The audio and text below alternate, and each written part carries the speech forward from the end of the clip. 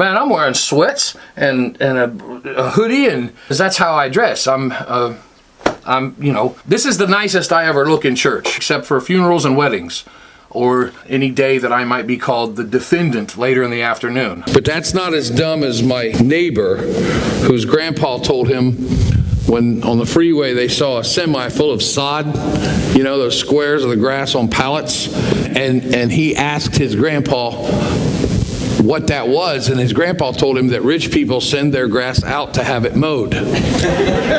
And he believed it. Men and women insult each other differently. Men are more direct. They say things like, "Hey, Walter, did you get dressed out of the hamper before you came to church today?"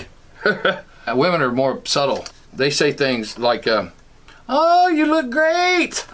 I used to make my own clothes too. I love those shoes. Do they come in small sizes?" I asked my wife the other day, "Hey, baby, when I'm old and wrinkly and fat and I look like a frog in blue jeans, will you still love me?" And she said, "Yes, I do." What? People think love at first sight.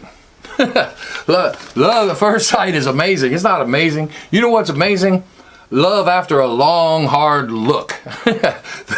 That's what's amazing. I never understood why hunting is called a sport. Because if it's I grew up in the woods and I hunted, but if it's a sport, your opponent's not aware of the fact that he's playing. And so I never understood why you would call hunting a sport. It's hunting, but it's not a sport. Bowling's not a sport either. If you can smoke and eat pizza while you're doing something, it shouldn't be allowed to be called a sport. That is a game. That is not a sport.